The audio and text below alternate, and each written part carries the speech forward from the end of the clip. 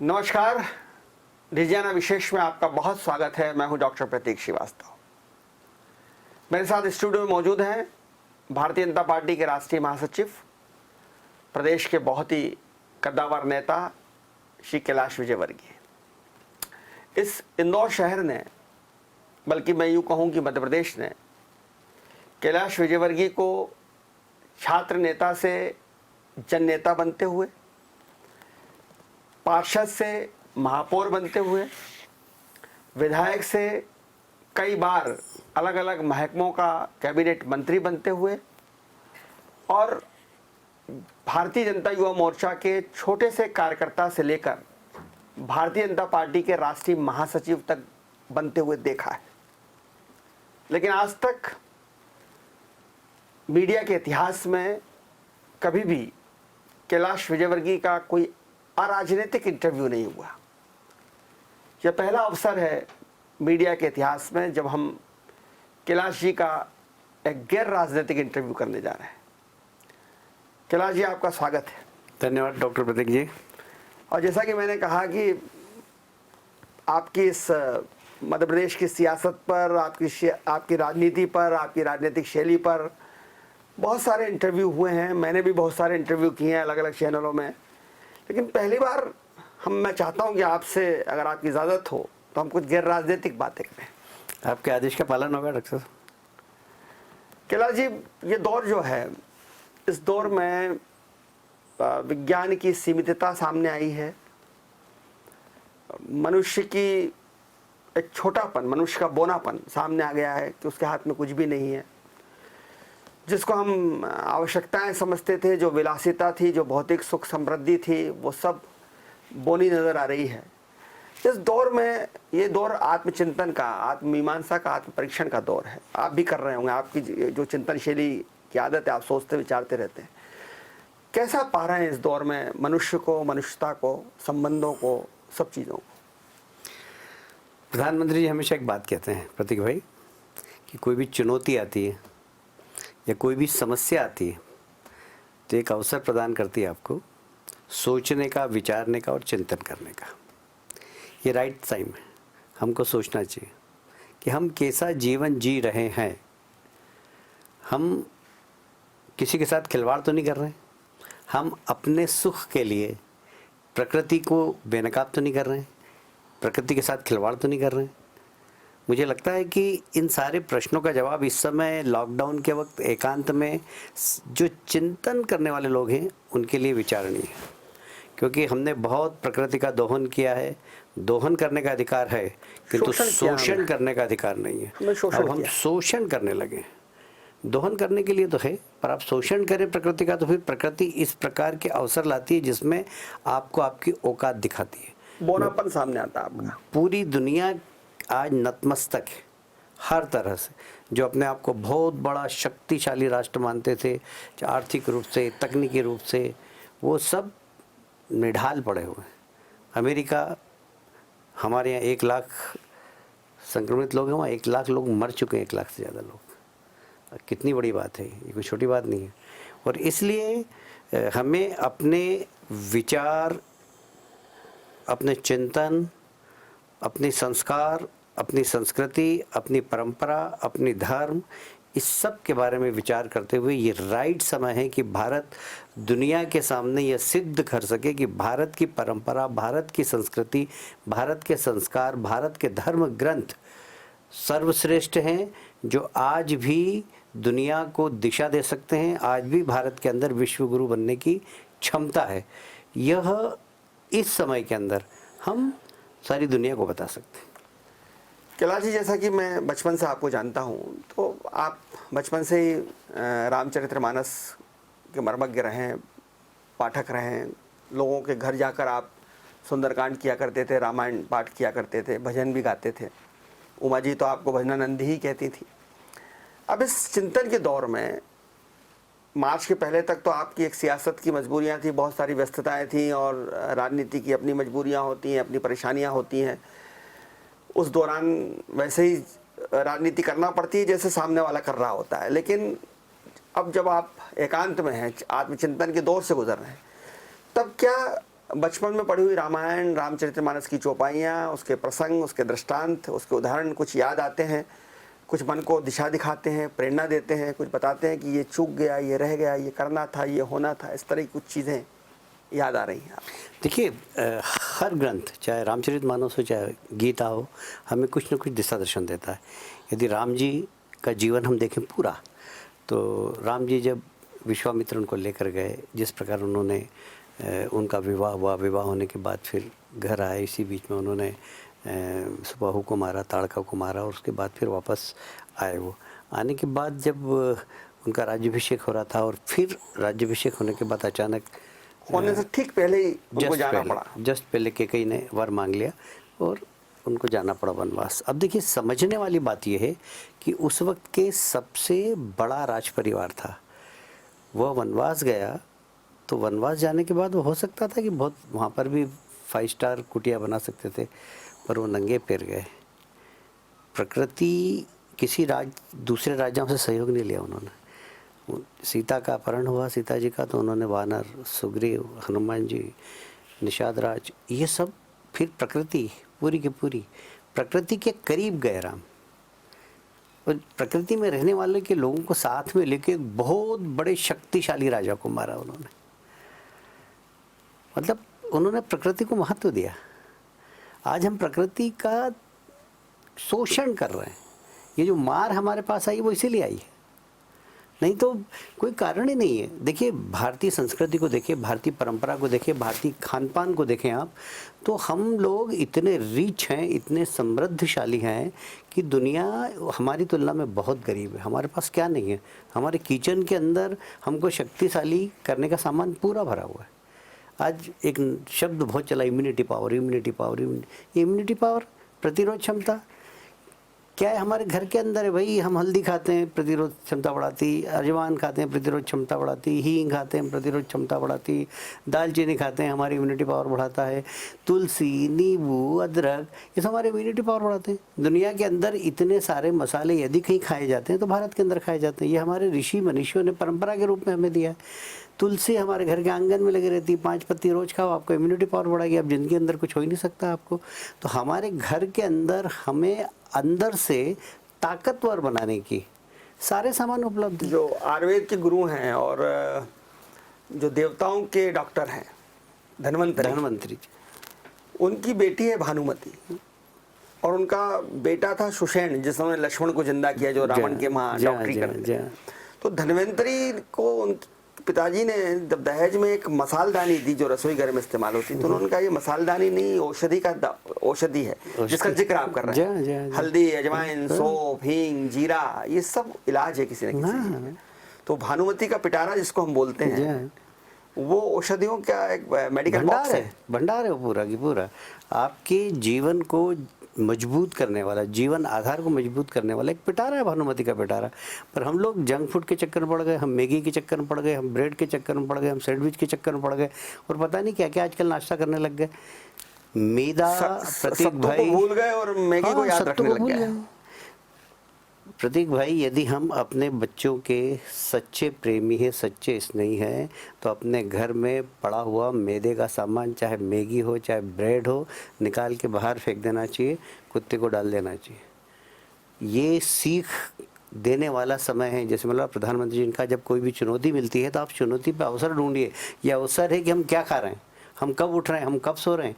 योगा हमारे जीवन का हिस्सा है। और बाहर का खाना पीना छोड़ दें, अब घर में ही बना हुआ खाएं। हाँ, अच्छा खाएं, और बाहर का भी खाना होटलिंग जो थी वो बहुत नुकसान देने वाली है। तो इन सब चीज़ों से हमें सोचना पड़ेगा अपने आप के बारे में। इतने साल तक अनाज नहीं खाया, बहुत लंबे समय तक आपने अनाज नहीं खाया, और मोरधन खाते रहे, सब्जियां खाते रहे, फल खाते रहे, चूँकि खान पान की बात निकली है, तो कैसा कमज़ोरी लगती होगी? कुछ कभी कभी ना भी कमज़ोरी लगती हो, चलिए कभी कभी मन तो करता होगा कि सराफा में गए तो भुट्टे का किस खा लें, या कुछ चाट पकौड़ी खा लें, समोसे खा लें, या कुछ खा लें। देखिए, खुद पे नियंत्रण करना हमारे यहाँ एक जैन शास्त्र के अंदर है कि जो रण को जीते वो वीर है, और जो खुद को जीते वो महावीर है। तो खुद पे जो नियंत्रण कर सकता है वो समाज पे नियंत्रण कर सकता है, वो दुनिया पे नियंत्रण कर सकता है। इसलिए अपने पे नियंत्रण करना व्यक्ति को सीखना चाहिए, और ये समय राइट टाइम है कि आप अपने घर में बैठकर अपने आप पे नियंत्रण करें। प्रतिदिन सुबह से लेकर शाम तक कि आपकी कितने क्या साल आपने दिनचर्या। अनाज नहीं खाया? मैंने 16 साल नहीं खाया। तो 16 साल आपने अनाज नहीं खाया, मोरधन आप खाते थे, सब्जियां आप खाते थे, फल खाते थे, तो कभी भाभी गुस्सा होती होगी, भाभी को लगता होगा कि घर में आज बहुत बड़े, जैसे कि काकी साहब आपकी माताजी बहुत ही ज़बरदस्त मेथी के पराठे बनाती थी, मैंने खाए हुए उनके हाथ के मेथी के पराठे, तो कभी घर में मेथी के पराठे बनते होंगे, काकी साहब भी बनाते होंगे, माँ गुस्सा होती होगी कि ली कैलाश खा ले आज तो एक पराठा, तब आप कैसे माँ को समझाते होंगे, देखिए, कैसे भाभी को समझाते होंगे? देखिए मेरी पत्नी ने सारी चीज़ें मोरधन की बनाना सीख ली, सिंगाड़े के आटे की बनाना सीख ली, सिंगाड़े के आटे, राजगीरे के आटे और मोरधन के तो मिला भाई के साहब, वो मेथी का पराठा नहीं बन इतनी सकता ना बढ़िया, मोरधन अरे से? इतनी बढ़िया मेथी का पराठे बनाती हैं वो। राजगीरा, सिंगाड़ा और मेथी, वो मोरधन तीनों को मिलाकर मेथी का पराठा बनाती। वो इडली बनाती, वो क्या बोलते हैं वो साउथ इंडियन डोसा और सब बना लेती हूँ। तो कभी काकी जी नाराज हो जाती होंगी कि नहीं ये खाना ही पड़ेगा, तो बनाया मैंने, दाल बाटी बनाई है, बाफले बनाए हैं? एक बार नाराज हो गई थी खूब जम के, जब हम आकाश विदेश में पढ़ता था और मेरी पत्नी ने बोला कि खाना नहीं खाएंगे तो मैं नहीं जाऊंगी। तो उन्होंने मुझे डांट के बोला अच्छा तूने कसम खा रखी है ना, तो भारत के अंदर मत खा, तो विदेश में जाए तो वहाँ खाना। तो फिर उन्होंने कहा कि चल मेरा कहना मानना पड़ेगा, तो मैंने उनका कहना माना था, मैं अमेरिका गया था, फिर मैंने वो खाना खाया था पत्नी के साथ। पत्नी ने कहा मैं नहीं जाऊँगी। तो कभी कभी बाल हट, स्त्री हट, राज हट सब रहते हैं। वो तो माँ हट था। तो फिर माता जी का आदेश था वो मेरे लिए। देखिए मेरी मदर ने जो कभी भी मुझसे जो शब्द कहे वो मेरे लिए ब्रह्म वाक्य रहे, तो मैंने हमेशा उनकी बात मानी। मैं सवाल करना चाह रहा था आपसे कि आपके पिताजी ने आपको बहुत सिखाया, वो तो एक मिल में श्रमिक थे, माँ रामायण पाठी थी, आप दोनों में से ज़्यादा नज़दीकी किसके रहे? देखिए हमारे घर के अंदर पिताजी से हमारी बड़ी दूरी रही, दूरी इन द सेंस की मर्यादा रही। हम उनके सामने ही नहीं जाते थे कभी, और वो बात भी करते थे तो माता जी के थ्रू होती थी। हमें कुछ आवश्यकता भी थी तो हम मम्मी के पास जाते थे, इसलिए माता जी से बहुत ज़्यादा अटैचमेंट रहा। पिताजी से ऐसा नहीं था कि अटैचमेंट नहीं था, पर उनसे डर था बहुत, उनके सामने जाने में डर लगता था हमको। मैंने आकाश को कभी मेरे पिताजी के सामने गोद में नहीं ली, बहुत ज़्यादा सम्मान था। मतलब मैंने कभी आकाश को गोद में मेरे पिताजी और माताजी के सामने लिया ही नहीं। घर के अंदर ऐसी मर्यादाएं थी, तो एक मर्यादा थी पिताजी और हमारे बीच में, तो वो हमेशा कायम रही, और इसलिए ज़्यादा नज़दीकी माँ से ही रही।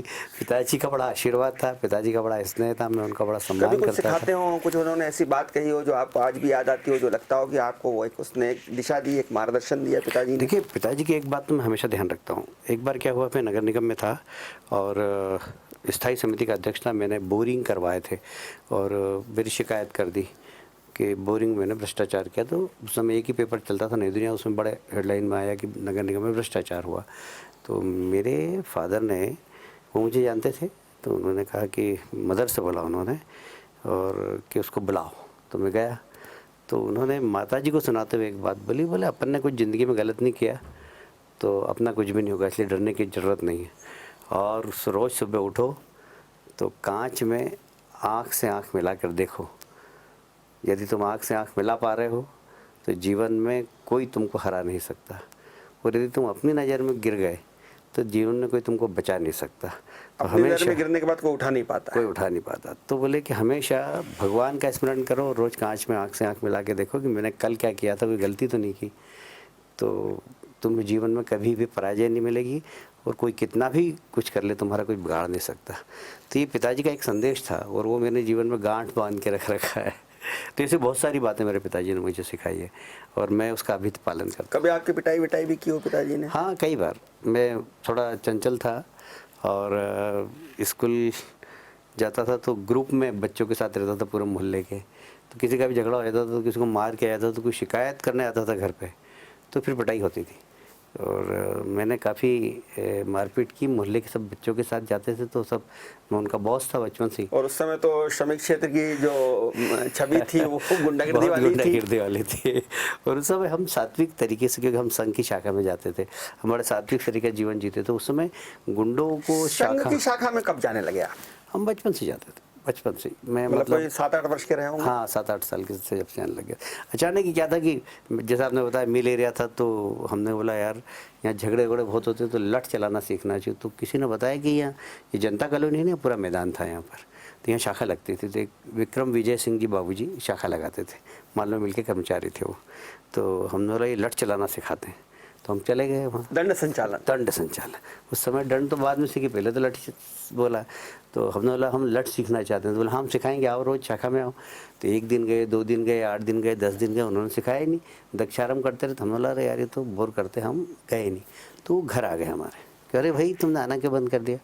मैंने कहा हम तो लठ सीखने आए थे, आप सिखा देंगे? बोले हम कल से सिखाएंगे। अच्छा चलो तुम लठ लेके आना। फिर उन्होंने दंड वंड देके हमको सिखाना चालू किया, और धीरे धीरे धीरे धीरे हमको लगा कि हमारे जीवन का हिस्सा हो गया संघ। और लठ आप अभी भी चला लेते हो? हाँ चला लेते हैं। चलाते रहते हो?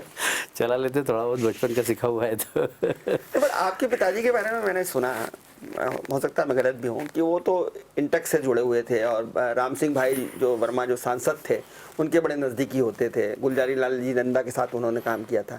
तो कभी उन्होंने रोका नहीं इंटक में रहते हो कि भाई कैलाश तुम संघ में जा रहे हो तो आरएसएस वाले हैं? देखिए एक बार उन्होंने मेरी माताजी को कहा कि शाम को वहाँ जाता है, और सब मेरे को, वो भी सेवा दल के कमांडर थे, और सेवा दल उस वक्त कांग्रेस के बराबर समानांतर। हाँ तो मेरी माताजी ने बोले वो अच्छे लोग हैं सब, और जो शाखा लगाते हैं वो बाबूजी आते हैं घर पे, बहुत अच्छे आदमी हो तो, और शाखा में मैंने देखा सब अच्छे लोग, ये जाता है तो क्या है, यहाँ इतना मील एरिया है, इधर उधर जाएगा तो बिगड़ जाएगा, कम से कम शाखा में अच्छे लोगों के बीच में तो उठा बैठ रहा है। तो मेरे माताजी ने मेरा पक्ष ले लिया, और पिताजी कुछ बोले नहीं, फिर तो मैं जाता रहा। पिताजी माताजी सुनते थे? मैं समझता हूँ कि ये तो भारत की विशेषता है कि हर पति अपनी पत्नी की सुनता, बोलता भले ही नहीं हो पर सुनता तो है। आप भी सुनते? आपके घर में डोमिनेटिंग कौन था, पिताजी या माताजी? चलती किसकी थी? देखिए पिताजी बहुत प्रभावशाली थे हमारे, और बहुत कम बोलते थे, और जो बोलते थे वो फाइनल वर्डिक्ट होता था। इसलिए बहुत कम बात करते थे, पर जब उन्होंने कुछ बोल दिया तो फिर घर में किसी की हिम्मत नहीं होती थी कि उसको लांघ सके, ये बात थी। तो इसलिए ये कहना कि माताजी थी प्रभावशाली, पिताजी प्रभावशाली थे, ऐसा मैं कंपेयर नहीं कर सकता। पर हाँ माताजी ज़्यादा सक्रिय रहती थी, पर पिताजी कम सक्रिय रहने के बाद भी उनका प्रभाव घर के अंदर बहुत बड़ा था। तो आपके घर में भी इस तरह से रहा, जैसे हार्डिकर जी और गुरु गोलवलकर जी के बारे में कहा जाता है कि दोनों बहुत मित्र थे, ऊपर नीचे रहते थे, और दोनों ने, एक ने सेवा दल की स्थापना की, एक ने संघ की स्थापना की। तो वैसे ही कुछ जब रहा कि आप इस विचारधारा से होने के बाद भी संघ में गए, तो माताजी का एक सपोर्ट आपको मिला? हाँ माताजी का मेरा सपोर्ट ज़्यादा, हम माताजी के गोद में ही खेले, माताजी के साथ ही बात करते थे, और कम्युनिकेशन लेवल आपका कंफर्ट जोन वहाँ था मम्मी के साथ, काकी जी के साथ। तो क्या संघ ने आपके जीवन में क्या एक आपको निर्माण करने में, आपको गढ़ने में, बनाने में संघ की भूमिका है? मेरे में जो भी कुछ अच्छे गुण दिखते हैं वो संघ के कारण ही है, और मेरे माता पिता के संस्कार हैं। यदि कुछ गड़बड़ दिखती है तो वो मेरी खुद की निजी वो राजनीति का दोष है।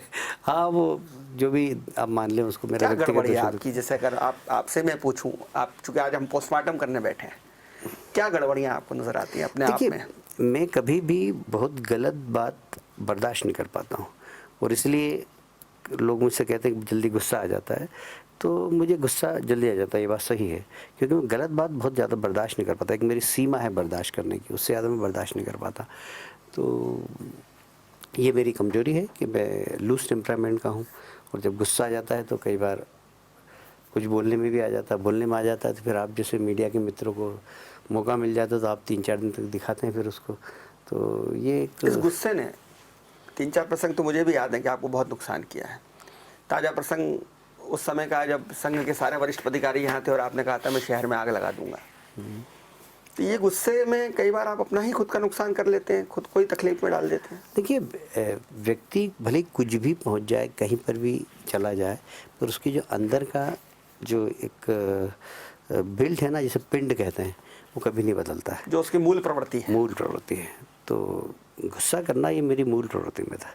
अब तो कॉलेज में देखा है मैं, हाँ मुझे विद्यार्थी परिषद में आपके साथ मैं बहुत एग्रेसिव काम करता था, और मैं बहुत उस समय किसी की सहन नहीं करता था, किसी को भी ठोक ठाक देता था। तो वो मेरा मूल पिंड है ये, पर मैंने अपने आप को बहुत कंट्रोल किया। मैं मान के चलता हूँ कि 80% इसके कि जब ये कई बार आपकी गुस्से को विरोधियों ने बहुत खूबसूरत तरीके से भुनाया, और राजनीति में आपको बहुत नुकसान भी हुआ उसका। अब भी उसके बावजूद भी इतनी भक्ति भाव, इतना भजन, उसके बावजूद भी आप गुस्से पे नियंत्रण नहीं रख पा रहे, जबकि आपने जिह्वा पे नियंत्रण रख लिया, भोजन पे नियंत्रण रख लिया, आपने कहा महावीर बनना है तो खुद पे नियंत्रण रखना पड़ता है, गुस्से पे नियंत्रण क्यों नहीं कर पाते देखिए आप? प्रतीक भाई, एक बात जीवन में ध्यान रखना हमेशा कि मेरा फ़ायदा नुकसान जो भी है वो मेरी हाथ की लकीर पे लिखा हुआ है। तो मैं नहीं मानता कि मेरा कोई नुकसान हुआ। मैं ऐसा मानता हूँ कि कई बार जो अच्छाई रहती है वो कई जगह बुराई बन जाती है, और जो बुराई रहती है वो कई जगह अच्छाई बन जाती है। और इसलिए कब कौन सी चीज़ आपके लिए अच्छाई बनेगी, कौन सी चीज़ आपके लिए बुराई बनेगी, आप कुछ नहीं कह सकते हैं। जैसे मैं आपको एक उदाहरण बता दूं कि मेरी यूएसपी है ये कि मैं अपने दोस्तों के लिए कुछ भी करता हूँ। मैं आपके अपने बारे में कहा जाता है कि आपकी दोस्ती भी महंगी पड़ती है और दुश्मनी भी महंगी पड़ती है, हाँ, मैं कोशिश करता हूँ कि कम से कम दोस्ती तो निभाऊँ मैं लोगों और से। आप दोस्ती और दुश्मनी पूरी शिद्दत के साथ निभाते हैं। हम 100% निभाना भी चाहिए, उसमें कोई करना भी नहीं चाहिए, क्योंकि मेरा ऐसा मानना है कि जो आपका है वो आपका है और जो आपका नहीं है वो आपका नहीं है। तो इसलिए मैं इस बहुत ज़्यादा लिबरल नहीं हूँ इस मामले में। तो दुश्मनी कैसे निभाते हैं आप? दोस्ती के तो मुझे बहुत सारे किस्से याद हैं, बहुत सारे दोस्त जो अर्श पे फर्श पे थे उनको आपने अर्श पर पहुंचा दिया, सड़क से कहाँ पहुंचा दिया।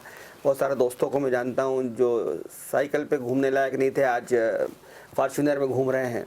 लेकिन दुश्मनी कैसे निभाते हैं आप? अब ये बताने की बात नहीं है, पर नहीं, आज तो हम दिल से बात कर रहे हैं ना, आज दिमाग से क्या कर रहे हैं? हाँ, पर फिर भी मैं मौका आता है तो फिर छोड़ता नहीं हूँ, ये बात सही है। और मेरा ऐसा मानना है कि जो दुष्ट हैं वो इस पृथ्वी पर भार है, और इसलिए गीता में मैंने ये पढ़ा है कि जो भार है उसका नुकसान करने में, उसको नष्ट करने में खरपतवार कोई उसको बुराई समूल नहीं। उखाड़ देना चाहिए, हाँ, भगवान कृष्ण कहते हैं। हाँ, तो ऐसा है कि जो धरती पर भार है उनकी ज़्यादा चिंता नहीं करना चाहिए। अच्छा, आप दोस्ती की सीमा में भी दल की सीमा भी लांघ जाते हैं, आपके दल के बाहर भी बहुत दोस्त हैं। है ना, मैं दोस्ती जहाँ भी है मेरी, जिससे भी दोस्ती है मैं निभाता हूँ, और वहाँ तक निभाता हूँ कि मुझे कुछ भी खोना पड़े उसके लिए, इतनी निभाता हूँ। क्योंकि इसके अलावा और है क्या जीवन के अंदर, आप साथ में लेके क्या जाएंगे। दोस्ती खातिर खोया कुछ आपने?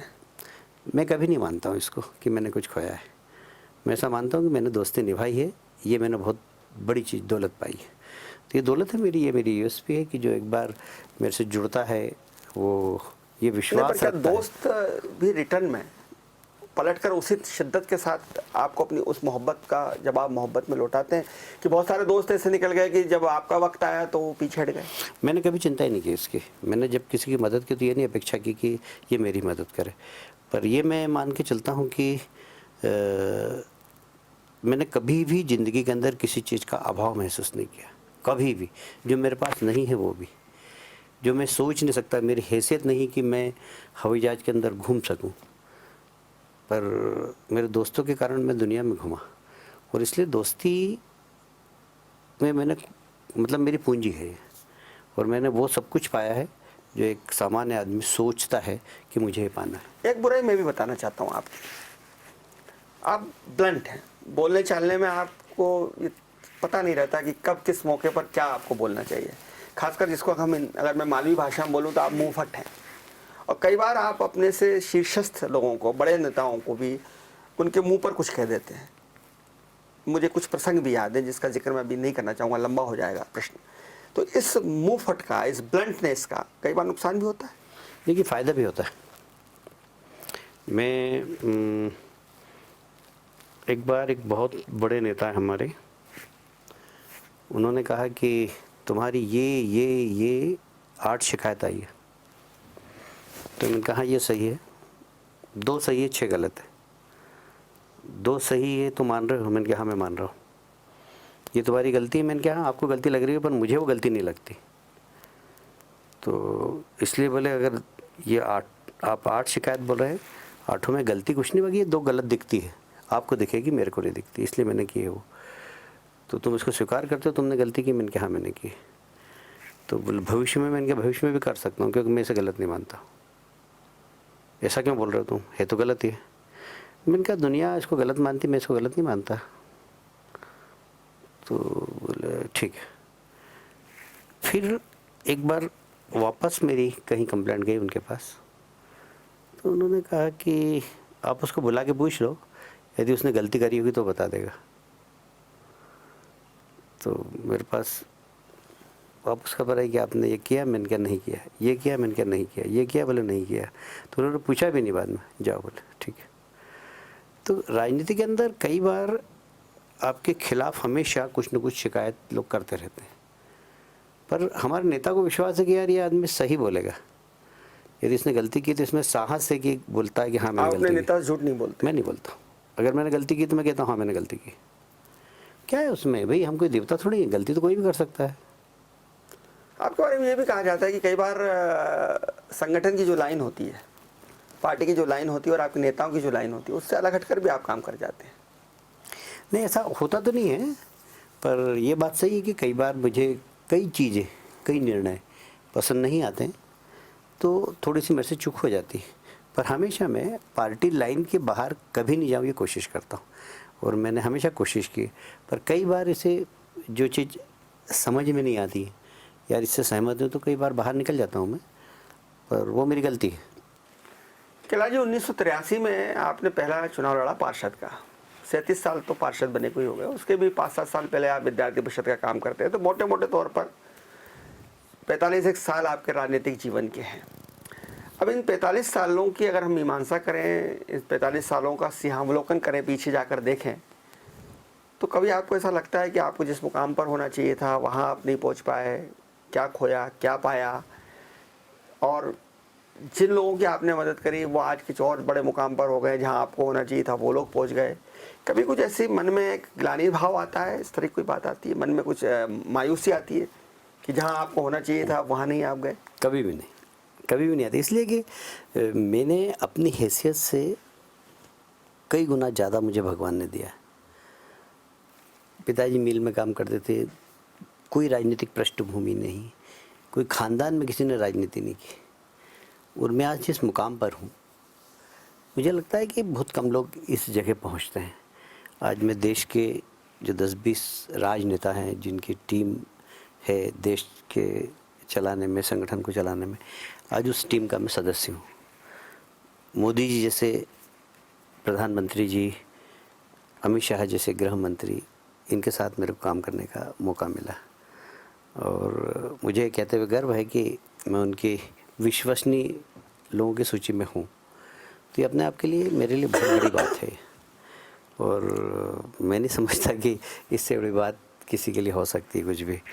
इसलिए एक सीमा के बाद मनुष्य का भाग्य काम करता है, और कई बार ऐसा लगता है हमको कि इस आदमी ने कम मेहनत की और ज़्यादा पा लिया। तो आपका ये जन्म, मेरा ये जन्म, ये आप यहाँ बैठे, मैं यहाँ बैठा हूँ, तो ये सिर्फ इस जन्म की पूंजी नहीं है, हम कुछ पिछले जन्म का भी यहाँ पर लेकर आए हैं। तो ऐसा है कि पुनरपि जन्मम पुनरपि मरणम, हम जो एक बार इस साधु संतों की आप जो बहुत संगत करते हो, उसने आपको आध्यात्मिक राजनेता बना दिया है। नहीं, ये सत्य, ये जीवन का सत्य है। ये जो महात्मा मंडलेश्वरों के साथ आप दिन भर बैठे रहते हो ना नहीं, ये जीवन का सत्य है। इसलिए देखिए, कभी इससे निराशा नहीं आती, आप हमेशा सेटिस्फाई रहते हैं। मैं हमेशा संतुष्ट रहता हूँ। मैं नहीं समझता कि मेरे जैसा कोई सुखी कोई व्यक्ति होगा। मैं 4 घंटे सोता हूँ तो ही मेरी नींद पूरी हो जाती है, मैं 3 घंटे सोता हूँ तो ही मेरी नींद पूरी हो जाती है, क्योंकि मेरे को जब नींद आती है तो फिर सपना ही नहीं आता है। लोग कहते हैं मेरे को सपना है, मैं कहता हूँ सपना क्या होता है, मेरे को आती नहीं, मैं सोता हूँ और सीधे। हर नेता को मुख्यमंत्री बनने का सपना आता है, आपको नहीं आता? नहीं, मुझे कभी भी नहीं आता है, कभी भी नहीं आता है। आप आश्चर्य करेंगे, लोग मुझसे कहते हैं कि आप मुख्यमंत्री कब बन रहे हो? भगवान की जब इच्छा होगी बना देगा, जब उसकी इच्छा होगी तो ही बनूंगा ना मैं, मेरी इच्छा से तो बन नहीं सकता।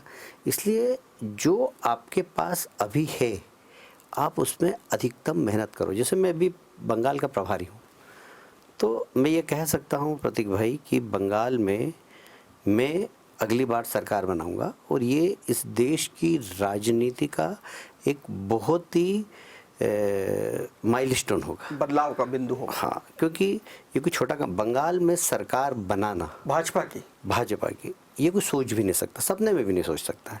पर मैं आपसे कह रहा हूँ कि हम सरकार बनाएंगे 2021 में, और ये एक बहुत बड़ा चैलेंज था पार्टी के लिए भी, और पार्टी ने उसके लिए मुझे चुना। मैं अपने आप को सौभाग्यशाली मानता हूँ कि मुझे ऐसे काम के लिए चुना जो सबसे डिफिकल्ट था, सबसे डिफिकल्ट, लगभग असंभव है। उसके लिए मुझे माना, उन्होंने योग्य माना, मोदी जी ने और अमित शाह जी ने। तो इससे बड़ा मेरा सौभाग्य और क्या हो सकता, मुझे आप बताइए। लेकिन राजीव, चूंकि मैंने आपसे शुरुआत में कहा कि मैं आपसे राजनीतिक बात नहीं करूंगा इस पूरे इंटरव्यू के दरमियान, पर कभी कभी ऐसा लगता होगा कि मैंने देखा अक्सर आपके, मैं 1983 से मैं भी आपसे जुड़ा हुआ हूँ, उसके पहले विद्यार्थी परिषद में भी हमने साथ में काम किया है। कभी कभी ऐसा लगता है कि जो बहुत आपके नज़दीकी मित्र हुआ करते थे, जिन लोगों से आपकी दोस्ती थी, जो गुर्बत में, गरीबी, संघर्ष के दिनों में आपके साथी हुआ करते थे, वो कहीं ना कहीं आपका कद बढ़ता गया और वो आपसे दूर होते गए। राजनीति में हैं वो लोग भी, उनकी अपनी राजनीतिक विचारधारा, और जब मौका आया तो उन्होंने आपका विरोध कर दिया राजनीतिक रूप से। देखिए, हम गीता पढ़ते हैं, महाभारत देखते हैं। महाभारत में लड़ाई किसकी थी? तो राजनीति में हमेशा मेरे पिताजी ने एक बात कही थी कि बेटा, राजनीति में जा रहे हो ना तो सामने का दुश्मन हमेशा आपको दिखाई देगा, पर दायां दुश्मन, बायां दुश्मन, पीछे खड़ा दुश्मन आपको कभी दिखाई नहीं देगा। सामने वाले दुश्मन से आप लड़ लोगे, पर ये हमेशा आपके लिए खतरा बने रहेंगे। ये राजनीति का बहुत ज़बरदस्त मंत्र है प्रदीप भाई, और इसलिए जो राजनीति में काम करते हैं ना, उन्हें मान के चलना चाहिए कि जो आपके साथ खड़ा है वही आपको लंगे मारेगा। सामने वाला दुश्मन दिखाई देता, कचौरी में गोलियां। हाँ बिल्कुल, ये बहुत स्वाभाविक, ये राजनीति में होता ही है, और ये महाभारत काल से होता आ रहा है। और इसलिए जब आप राजनीति में काम करते हो तो कोई आपके साथ वाला आपको धोखा दे गया, आपने इसकी बहुत मदद करी थी और ये देखो आपने इसको मेयर बनाया था, और ये आपके खिलाफ चले गया होगा। It is part of politics, इसको आप खेल भावना से लीजिए। अभी तो भारतीय जनता पार्टी में जो आपकी मित्र मंडली है वो बहुत पावर में है, मैं नाम नहीं लेना चाहता, वो मित्र मंडली में ही कहीं ना कहीं एक तरह की कॉम्पिटिशन, प्रतिस्पर्धा हो गई है, क्योंकि आप चारों पांचों जो है इस वक्त मुख्यमंत्री पद के दावेदार हैं। तो ऐसी स्थिति में कौन किसको निपटा रहा है? नहीं, मुझे लगता है कि ये सब मीडिया में ज़्यादा है। मैं आपको बताऊं कि शिवराज जी और हम बचपन के दोस्त हैं। आज मेरा ख्याल है कि जब से वो मुख्यमंत्री बने हैं तब से आज तक ऐसा एक भी दिन नहीं गया होगा कि हमारी आपस में बात नहीं हुई। ये दूसरे कार्यकाल में? हाँ, और ऐसा एक भी निर्णय जो मैंने कहा हो और उन्होंने नहीं माना, ऐसा नहीं हुआ। जो मैंने बोला, इंडस्ट्री खोलने का मैंने बोला कि आप कलेक्टर को बोलिए कि आप सारी इंडस्ट्री खोलना चाहिए, आप नॉर्मल लाइए। खाली सिर्फ लॉकडाउन नहीं, समाज के अंदर आपको एक वातावरण बनाना पड़ेगा कि वायरस भी और हम भी हैं, और हम वायरस को मारेंगे और काम करते हुए मारेंगे। डर कैसे खत्म होगा कोरोना का? ये मान के चलो कि एक छोटा सा पिस्सू है, कोरोना कुछ है ही नहीं। पहली बात तो डरना ही नहीं चाहिए आदमी को, खुद पर विश्वास करना चाहिए, खुद अनुशासित जीवन जिए, खुद योग करे, प्राणायाम करे, अपना इम्यूनिटी पावर बढ़ाए, खान पान में नियंत्रण रखे, अपना ब्रह्मचर्य का पालन करे, ये सब चीज़ें, मास्क लगाए, ये सब चीज़ें अपने जीवन का हिस्सा होना चाहिए। मास्क, सोशल डिस्टेंसिंग, इस सब का पालन करें। और आप क्या समझते हो कि आपके अंदर वायरस नहीं होगा क्या? मेरे अंदर वायरस नहीं होगा, पर वो सामने नहीं आ रहा है इसलिए कि हमारी इम्यूनिटी पावर ताकतवर है। हम उसको हमारा जो WPC उससे संघर्ष कर रहे हैं उसको सामान्य कैसे बनाया जाए? अभी तो शहर में बंदिशें, शहर को सामान्य, देखिए जागृत शहर है, किसको कैसे जागृत किया हो जाएगा? देखिए, ऐसा है कि शहर बहुत बड़े खतरे से निकला है प्रतीक भाई। आपको इस खतरे का अंदाज है, आप जानते हैं, क्योंकि आप अच्छे पत्रकार हैं और आपने सारी शहर के बारीकियों को समझा है। एक बहुत बड़े खतरे से ये इंदौर शहर निकला है, और ये निकला है तो इसके लिए इसका श्रेय अगर किसी को जाता तो इंदौर के लोगों को जाता है कि उन्होंने सेल्फ डिसिप्लिन था, लोगों ने अपने आप को घर के अंदर कैद रखा, और कैद रखकर इस कोरोना को बचाया। एक साइकिल खत्म हो गया। सर, अभी भी 75, 72, 78, 98, 100, 50 ऐसे निकल रहे हैं रोज। जो लोग अनुशासित नहीं है, जो लोग अपने जीवन के अंदर अनुशासित जीवन नहीं जी रहे हैं, वो सब खतरे में है।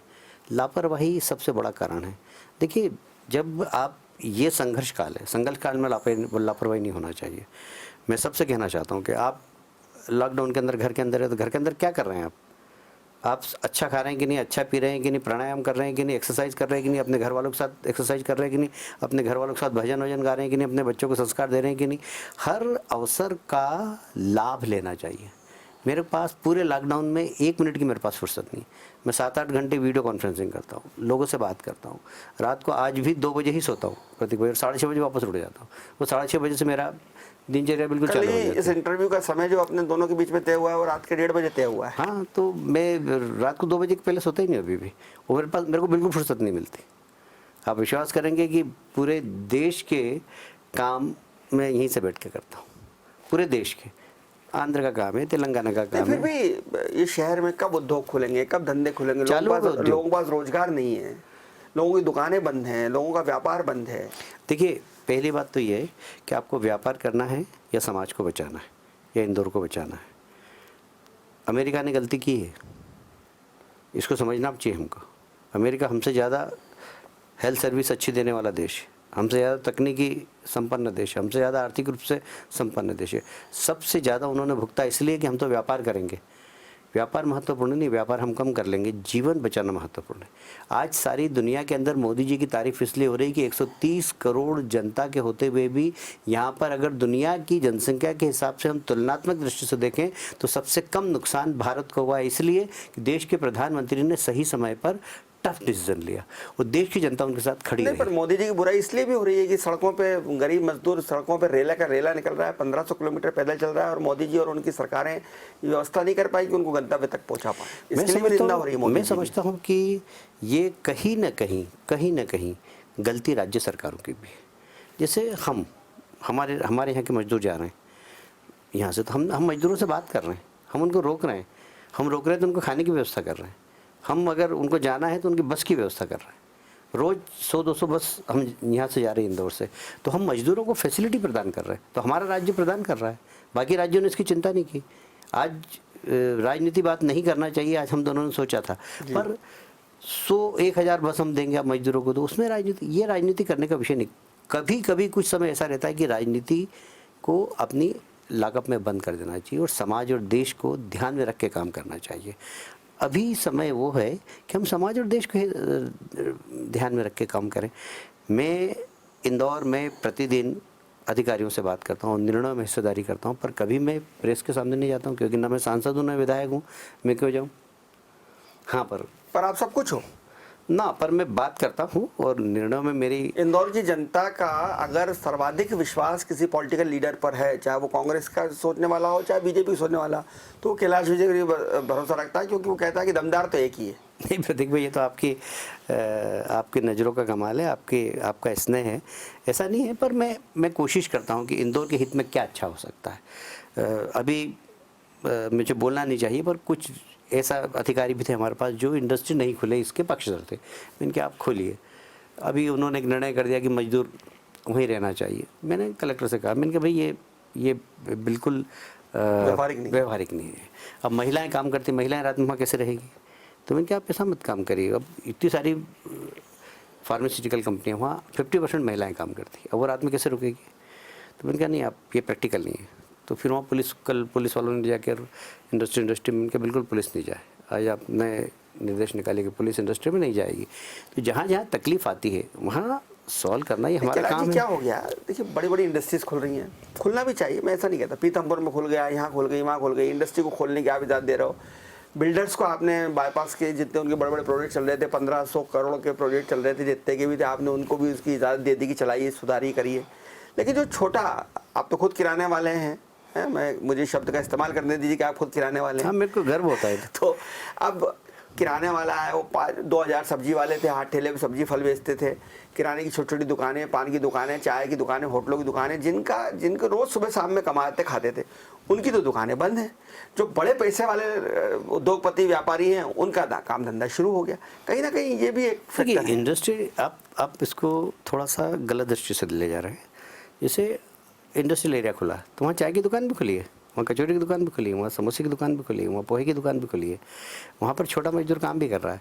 तो सिर्फ इंडस्ट्री खुली है तो इंडस्ट्रियलिस्ट को लाभ देने के लिए नहीं, मजदूरों को लाभ देने के लिए, मजदूरों को रोज़गार मिले। मतलब आप खाली इंडस्ट्री को देख रहे हैं, भाई उसमें काम करने वाले मजदूर को रोज़गार कौन देगा? वो भी ज़रूरी है। वहाँ पर सामने होटल थी जहाँ पर भोजनालय था, वो भोजनालय भी खुल गया वहाँ पर। ये सब धीरे धीरे आपको इंदौर शहर को लाना पड़ेगा। पर जो हमारा संक्रमणित इलाका है उससे तो आपको बचाना पड़ेगा। आप किसी चाय वाले की दुकान खोलने को बोल दो, पता लगा दूसरे दिन कोरोना का पेशेंट बन गया, तो आप इससे सजा थोड़ी देंगे इंदौर शहर को। हम इंदौर शहर के नागरिकों की जान की रक्षा भी हमें करना है और व्यवसाय भी चलाना है। तो कहाँ कहाँ व्यवसाय हो सकता है उसके अवसर हमने देखे और वहाँ व्यवसाय चालू करवाया। धीरे धीरे करके हम इंदौर शहर को नॉर्मेसी की ओर ले जाएंगे। मैं आपसे बहुत बड़ी बात तो नहीं कहता, पर 15 दिन के अंदर ज़्यादा से ज़्यादा जून के फर्स्ट वीक में हम इंदौर को नॉर्मल स्थिति में ले आएंगे। पर मैं इंदौर के लोगों से अपेक्षा ज़रूर करूंगा कि ये अवसर है आत्मविश्लेषण करने का, आत्मचिंतन करने का।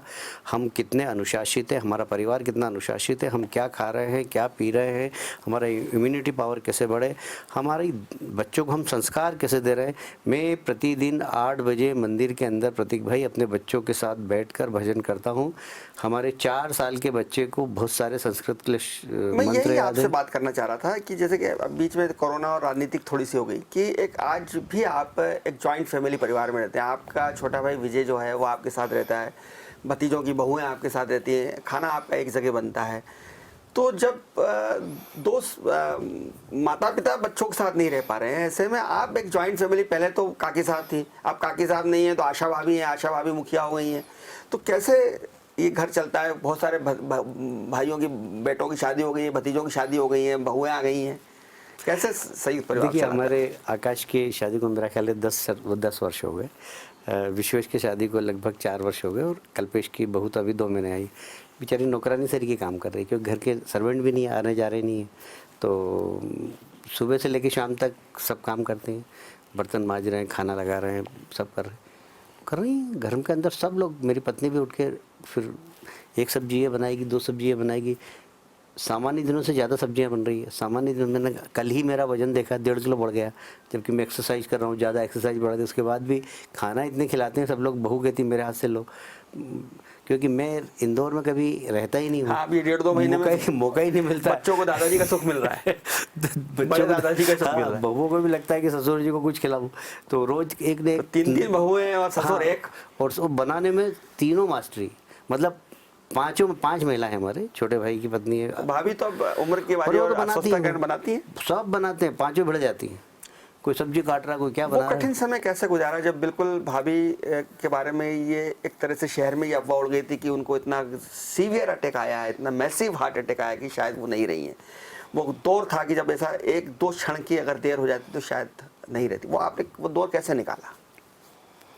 प्रतीक भाई, उस क्षण को मैं याद करता हूँ तो मेरे रोंगटे खड़े हो जाते हैं, क्योंकि मैंने अपनी आँखों के सामने मेरी पत्नी के ठंडे शरीर को देखा और जो मॉनिटर लगे थे हॉस्पिटल के अंदर वो सब प्लेन हो गए थे, और 1 मिनट के लिए ऐसा लगा कि वो, आपको लगा कि सब खत्म हो गया। और मैं महाकाल का भक्त हूँ और मुझे एकदम महाकाल की याद आई और मैंने देखा कि 5 या 6 मिनट वो ऐसी रही, बिल्कुल ठंडी हो गई बिल्कुल। और फिर से मॉनिटर में ये वाइब्रेशन आया। जब डॉक्टर ने खूब दबाया और इंजेक्शन दिए 2-3, तो मॉनिटर वाइब्रेशन हुआ और वापस लौट आई। तो वो एक जीवन का ऐसा क्षण था कि जब मुझे लगा कि भगवान है, हमें दिखाई नहीं देते। मैं उस समय वहाँ था, हॉस्पिटल आपके साथ था, आपके पास था। आपको याद नहीं होगा उस समय स्थिति। किसी संत को आपने फ़ोन लगाया था और आपने एक एकांत में जाकर आप फ़ोन लगा के खड़े रहे थे और उस संत वहाँ से बोलते रहे थे, आप कुछ बोल नहीं रहे थे। हाँ, मैंने उस समय गुरु शरणानंद जी को फ़ोन लगाया था। मेरी, जिनको मैं गुरु मानता हूँ, माँ कनकेश्वरी देवी जी को लगाया था। और परसों जिनका निधन हुआ, दद्दा जी को फ़ोन लगाया था। 3 संतों के सीधे फ़ोन मिल गए थे। तीनों से बात की और तीनों ने कहा कि तुम चिंता मत करो, कुछ अच्छा होगा। कुछ मंत्र वहाँ से उन्होंने बोले, कुछ वहाँ से उन्होंने कुछ हाँ, कुछ किया उन्होंने कुछ किया। और अब ये बात क्या क्या आप बोल नहीं रहे थे, आप सिर्फ कान पे लगाए हुए सुन रहे थे। बहुत एक तरह से सन्न अवस्था में थे, सुप्त अवस्था में थे। देखिए, उस समय इलाहाबाद का कुंभ चल रहा था, तो वहाँ पर गुरु शरणानंद जी थे। उन्होंने इमीडिएट वहीं पर जाप चालू करा दी और फ़ोन करके काशी विश्वनाथ में भी जाप चालू करा दी। मैंने भी महामृत्युंजय के जाप महाकाल मंदिर माशीष पुजारी जी से बोलकर चालू करवा दिए। हमारे जिनका परसों शरीर जिन्होंने छोड़ा, दद्दा जी, पूज्य दद्दा जी, उन्होंने कहा, वो हमेशा कहते थे कि हम अभी लॉक कर देते हैं, ऐसा बोलते थे, हम अभी लॉक कर देते, तुम चिंता मत करो, कुछ नहीं होगा बहू को। और एकदम उन्होंने कहा। फिर माँ की कथा चल रही थी महाराष्ट्र में, मैंने उनको फ़ोन किया, चिंता मत करो, बोले मैं व्यासपीठ पर जा रही हूँ, हनुमान जी से प्रार्थना करती हूँ। और इन तीनों से बात हुई। जब जिसका कोई नहीं संभालता उसको फिर हनुमान जी संभालते हैं। हाँ, हनुमान जी संभालते हैं। आप हनुमान जी के भक्त भी हैं। हनुमान जी रुद्र अवतार है। मैं भोलेनाथ का ही भक्त हूँ और हनुमान जी का ही भक्त हूँ। कैलाश जी, आकाश को विधायक लड़ाने का जो फैसला हुआ, इसको लेकर बहुत चर्चाएं शहर में, प्रदेश में, देश में हुई। कुछ लोग कहते हैं कि आपकी जिद थी कि आकाश को टिकट मिले, कुछ लोग कहते हैं कि आपकी तो जिद नहीं थी, शायद भाभी की जिद थी कि आकाश को टिकट मिले, आकाश की जिद थी। कुछ लोग ये भी कहते हैं कि आप नहीं चाहते थे कि आकाश अभी लड़े। क्या असलियत क्या है? मैं चाहता हूँ कि आज आप दिल से बताएं कि आकाश को टिकट मिलना ये किस तरह की देखिए, आकाश ने कभी भी राजनीति करे वो ये कभी सोचा ही नहीं था उसने। पर अभी जो कंटिन्यू चर्चा चल रही है कि आपकी भाभी की तबीयत ख़राब हुई, मैं 1 साल तक बॉम्बे रहा, उनका ऑपरेशन हुआ, फिर ऑपरेशन बिगड़ गया, फिर दूसरा ऑपरेशन हुआ, छोटा, फिर तीसरा ऑपरेशन हुआ, तो 1 साल में बॉम्बे रहा। तो मैंने उसको कहा कि तुम काम धाम छोड़कर तुम महू देखो ज़रा। अभी आप महू के विधायक थे? मैं महू का विधायक था। तो वो महू 1 साल उसने बहुत अच्छे तरीके से संभाला और काफ़ी उसने वहाँ पर लोकप्रिय हो गया। वो उसने काफ़ी वहाँ पर डेवलपमेंट के काम भी किए। मैं गया ही नहीं 1 साल तक। उसके तत्काल 1 साल बाद 2 महीने बाद चुनाव आ गए, और चुनाव आ गए तो मुझे वापस महू से टिकट मिला। जब महू गया तो मुझे लगा यार मैं 1 साल भर बाद महू जा रहा हूँ। तो लोगों ने 99% लोगों ने बोला भला आप नहीं थे तो भी कि आकाश जी ने आपकी कमी महसूस नहीं होने दी, वो पूरे समय उन्होंने काम किया। उसका राजनीति में एकदम इंटरेस्ट डेवलप हो गया। फिर सोबर है वो। तो एक दिन उसने कहा कि पापा आप और हम दोनों को टिकट मिल सकता है क्या, पहले आप नहीं तो मैं। तो मैंने कहा नहीं यार। फिर मैंने सोचा कि एक पिता की हैसियत से मुझे ये सेक्रीफाइस तो करना चाहिए कि मैं नहीं लड़ूँ। तो मैंने पार्टिस की दिया, मैं नहीं मित्र के लिए भी सेक्रीफाइस कर चुके हैं टिकट। हाँ, पर अब एक मित्र के लिए क्या सेक्रीफाइस नहीं, वो डिज़र्व करता था। तो मैंने कहा मुझे ये तो करना चाहिए। तो मैंने कहा कि मैं नहीं लड़ूंगा चुनाव, मैंने पार्टिस कह दिया। और मैंने कहा अगर आपको टिकट देना है तो आकाश को दे सकते हो। और मैंने सिर्फ एक व्यक्ति को बोला, अमित शाह जी को, बाकी किसी को नहीं बोला। और मैंने कहा मैं किसी को बोलूँगा भी नहीं, अमित भाई आपको बोल रहा हूँ कि मैं नहीं लड़ूंगा चुनाव, और आप आकाश को अगर लड़ाना चाहे तो लड़ा दें। कहाँ से लड़ा दें, उसको लेके भी बहुत मसले हुए। आकाश को महू से लड़ाने की बात उठी कि महू से लड़ाएं, लेकिन आप चाहते थे कि सेफ सीट, तो आप उसको 2 नंबर से लड़ाना चाहते थे। चर्चा ये है कि रमेश जी तैयार नहीं हुए 2 नंबर के लिए, तो आपको 3 से। क्या कहानी क्या है असली? रमेश जी तो ऐसा है कि रमेश जी तो कभी सोच भी नहीं सकते हैं। सबसे पहले उन्होंने ही कहा कि 2 नंबर से ही लड़ेगा आकाश। रमेश जी ने कहा कि नहीं, मैं बोले कि मैं कहीं से भी लड़ लूँगा, और या नहीं भी लड़ूंगा मैं चलेगा, आप आकाश को टिकट दिलाओ। मैं नहीं लड़ूंगा तो भी चलेगा, पर आकाश को टिकट दिलाओ। मतलब वो रमेश जी के बारे में तो मैं कह सकता हूँ कि वो बहुत ही मतलब अलग प्रकार के व्यक्ति हैं। आकाश से भी ज़्यादा है आपके लिए? हाँ, मतलब मेरे लिए आकाश और रमेश में बहुत ज़्यादा फ़र्क मानता हूँ मैं। वो भी इतना ही स्नेही मेरे लिए, और मुझे विश्वास भी है रमेश पे भी। जितना आकाश पे विश्वास उतना रमेश पे भी विश्वास है कि मतलब जीवन के किसी भी ख़राब से ख़राब क्षण में वो मेरे साथ खड़ा रहेगा, ये मुझे मालूम है। जैसे आकाश खड़ा रहेगा तो राइट साइड में आकाश खड़ा होगा तो लेफ़्ट साइड में रमेश होगा, ये मुझे विश्वास है। क्योंकि हम एक केमिस्ट्री होती है व्यक्ति की, वो केमिस्ट्री बहुत अलग अलग प्रकार। फिर रमेश ही नहीं, ये मुझे कहते हुए फ़ख्र है कि मेरे ऐसे बहुत सारे दोस्त हैं जो सिर्फ मेरे हैं बस। ऐसे बहुत कभी बुरा वक्त आया हो, आपने उनको आजमाया हो? हाँ, कई बार आजमाने की ज़रूरत ही नहीं पड़ी, खुद ही दौड़ के आ गए कि हम क्या कर सकते हैं। तो ये तो मैं इस बात की मेरी बहुत बड़ी पूंजी। आकाश का एक मसला उठा बेड बार वाला, उसमें जो उसको लेकर एक तरह की प्रतिक्रियाएं आई, शीर्ष नेतृत्व की प्रतिक्रियाएं, वो दुखद प्रसंग कैसे क्या आपने हैंडल किया? देखिए, कुछ प्रधानमंत्री जी उस वक्त विदेश में थे, और उनके पास कुछ फीडबैक जो भी गया होगा, तो उसी दिन आने के बाद उन्होंने प्रतिक्रिया व्यक्त कर दी। तो उनके पास पूरे फैक्ट नहीं पता नहीं थे उनको, पर अमित भाई के पास पूरे फैक्ट्स थे। अमित भाई ने उसको ठीक तरीके से हैंडल कर लिया, इसलिए वो चैप्टर ख़त्म हो गया था। पर जो भी हुआ वो उनके पास इन्फॉर्मेशन नहीं होने के कारण हुआ था, और बाद में जब उनको जानकारी मिली तो ख़त्म हो गया, वो कोई ख़ास बात नहीं थी। आप पत्रकारों से बहुत झगड़ते हैं। अर्नब गोस्वामी से आपका एक बड़ा ज़बरदस्त झगड़ा हुआ। अब तो अर्नब गोस्वामी कांग्रेस से झगड़ रहे हैं, सोनिया जी से झगड़ रहे हैं, उसके पहले वो आपसे झगड़े थे, वो तगड़े। क्या पत्रकार, फिर बाद में यही आकाश वाला प्रसंग हुआ, इसमें ND24 के न्यूज़ 24 के पत्रकार से आपने कुछ उसको बोल दिया। तो पत्रकारों से, मीडिया से आपके ताल्लुक बिगड़ क्यों जाते हैं बीच बीच में? बिगड़ नहीं जाते। देखिए ऐसा है कि मैं राजनीति करता हूँ तो मुझे राजनीति करना चाहिए, फिर मुझे पत्रकारिता नहीं करना चाहिए। मुझे न्यायाधीश की तरह व्यवहार भी नहीं करना चाहिए। मैं न्यायाधीश नहीं हूँ, मैं राजनीति हूँ। आप पत्रकार हैं तो आपको पत्रकार ही रहना चाहिए। आप राजनेता भी बन जाते हैं, आप न्यायाधीश भी बन जाते हैं, आप फैसला दे देते हैं वहीं से, ये चोर है। अरे भाई, किसी ने बोल दिया चोर है तो आप उसको चोर बोल देंगे? अभी तो पेंडिंग है मामला, किसी ने शिकायत की और आपने चोर बोलना चालू कर दिया। आपको खुद न्यायाधीश नहीं बनना चाहिए। पत्रकार कई बार खुद न्यायाधीश बन जाते हैं। आप न्यूज़ दो, व्यूज़ मत दो। न्यूज़ दोगे तो ठीक है, यही काम है आपका, न्यूज़ नहीं, देने का। हम हमारे विचार भी नहीं बताएं आपके बारे में आपको। आप हमारे विचार, हमारी विचार एवं अभिव्यक्ति की स्वतंत्रता कैसे रोकना चाहते हैं? देखिए, विचार बात अलग हो गई। विचार मंथन आप करें, पर न्यूज़ में व्यूज़ लगाकर आप न्यूज़ को बिगाड़ें, ये अधिकार नहीं। घालमेल नहीं चाहते आप? घालमेल नहीं। आप विचार है तो आप विचार गोष्ठी करिए, उसमें आपका विचार दीजिए आप।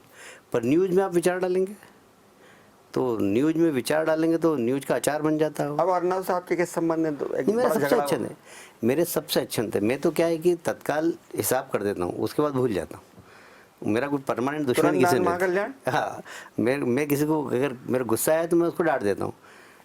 जो मुँह से निकल गया बोल दिया मैंने, उसके बाद फिर मेरे दिल में कुछ नहीं आता है। उसके बाद ख़त्म, केस ख़त्म हो गया। तो मैं इसलिए मेरे लिए मेरा कोई दुश्मन नहीं। पत्रकारों मेरे सबसे दोस्त थी। राजनीति में कोई दुश्मन नहीं? कोई दुश्मन नहीं, मैं कभी दुश्मनी पालता ही नहीं हूँ। पर कहते तो हैं कि दुश्मनी आप बहुत शिद्दत से निभाते हो। देखिए, मैं फिर कह रहा हूँ मैं कि निभाना भी चाहिए लोगों को। जो दोस्ती करे उससे दोस्ती निभाना चाहिए, जो दुश्मनी करे उसको दुश्मनी का एहसास कराना चाहिए। मैं ये नहीं कहता हूँ कि कोई दुश्मन है तो उसको डिस्ट्रॉय कर दो, पर उसको एहसास कराना चाहिए कि हमसे दुश्मनी है तुम्हारी। मुख्यमंत्री बनना चाहते हैं आप मध्य प्रदेश का? मैं जो बनना चाहता हूँ ना, उससे बहुत ऊपर बन चुका हूँ, इसलिए मैं बहुत ज़्यादा इसके बारे में सोचता नहीं हूँ। मैं वर्तमान के बारे में ज़्यादा सोचता हूँ कि वर्तमान में जो पद है उसके साथ मैं कितना न्याय कर रहा हूँ। कभी इच्छा होती है कि आप मुख्यमंत्री होते तो शायद ये कर लेते, ये कर देते, ये ऐसा हो जाता? ये एक ऐसा प्रश्न है जिसका जवाब कोई भी नहीं दे सकता। मैं अमेरिका का राष्ट्रपति होता तो मैं ऐसा कर लेता। मैं हवाई जहाज़ में बैठता हूँ, मैं पायलट होता तो मैं ऐसा हवाई जहाज़ चला लेता। मैं गाड़ी में बैठता हूँ तो यार ये ड्राइवर एसी गाड़ी चला रहा, मैं एसी चलाता। ये तो सबके ध्यान में आता है, आपके ध्यान में भी आता है कि आप पत्रकार हो, यदि इस कंपनी के मालिक होते तो आप कैसा इसको चलाते। तो ये स्वाभाविक, ये सब में आ सकता है, मेरे मन में भी आ सकता है। पर इसके पीछे मैं कोई भूत सरीका लगूँ कि मुझे मुख्यमंत्री बनना है, ऐसा आपने नहीं। कभी मुख्यमंत्री बनने की कोशिश नहीं की? कभी नहीं। अभी जब परिवर्तन आ रहा था, सवाल ही नहीं। अभी आपने कोई प्रयास नहीं किया? 1% भी सब कोई कह नहीं सकता कि मैंने जरा सा भी प्रयास किया। फिर क्या फायदा अमित शाह से इतने मजबूत और इतने पारिवारिक संबंधों का? राजनीति में आने का उद्देश्य मुख्यमंत्री बनना नहीं है। प्रतीक भाई, मैं सौभाग्यशाली व्यक्ति हूँ भारतीय जनता पार्टी का, जिसको हमेशा चुनौती वाला काम मिला है। ऐसे बहुत कम लोगों को मिलता है। मुझे याद है पुनासा आपको दिया, सिंहस्थ आपको दिया। वही हरियाणा गया तो हरियाणा कभी जीते ही नहीं थे हम। दिल्ली में भेजा आपको, हरियाणा भेजा। तो हरियाणा गया, हरियाणा में सरकार बनाई। बंगाल कभी कोई सोच भी नहीं सकता था, आज बंगाल में हमने पार्टी खड़ी कर दी थी। मेरा सौभाग्य है कि पार्टी मुझे ऐसा मानती है कि चुनौती वाला काम कैलाश कर सकता है। तो बंगाल के काम करने का जो मुझे सेटिस्फेक्शन है उसका आपको अंदाज नहीं। अच्छा, आपका रिटायरमेंट प्लान क्या है? मैंने सोचा था कि मैं 65 में, सोचा था बहुत पहले कि 65 के बाद मैं आध्यात्मिक वर्ण में जाऊंगा। मैं 64 का हो गया हूँ, 65 में पहुँच जाऊंगा। पर मेरा अभी बंगाल वाला अभियान अभी अधूरा है, इसलिए मैं अपना प्लान थोड़ा सा आगे बढ़ा रहा हूँ। 65 से थोड़ा आगे जाऊंगा। नहीं तो मैंने सोचा था बहुत पहले, जब मैं राजनीति में आया था, कि यार 65 साल के बाद में बंगाल में आपकी सरकार बन गई, तब आप उसी समय 65 के भी होंगे जब बंगाल में सरकार बनेगी, जैसा कि आप कह रहे हैं। फिर कस हो सकता है निर्णय, क्या हो गया उस वक्त, क्या निर्णय होता है मैं क्या कह सकता हूँ मैं भी। पर अभी तो मैंने सोचा नहीं है कि मैं 65 पे रिटायर हूँ। पर हो सकता है उस वक्त मूड आ जाए मेरा कि मैं कह दूँ कि हाँ भाई अब हो गया बहुत। बहुत धन्यवाद कैलाश विजयवर्गीय। दिल की बात कैलाश के साथ, राग कैलाश आप देख रहे थे, सुन रहे थे। बहुत दिल से बात की है और इसको गैर राजनीतिक इंटरव्यू है। दर्शकों, इसको गैर राजनीतिक अंदाज और नज़रिए से ही देखना चाहिए। ये आप ये कह सकते हैं कि दो मित्रों की बातचीत है जो आप तक हम पहुंचा रहे हैं। इस प्रयास के बारे में ज़रूर आपकी मैं टिप्पणी चाहूँगा और डिजाइनर न्यूज़ की तरफ से आपको संदेश देना चाहूँगा, घर पर रहिए, सुरक्षित रहिए, देखते रहिए डिजाइनर न्यूज़। खबरों का सिलसिला जारी है, जारी रहेगा। नमस्कार।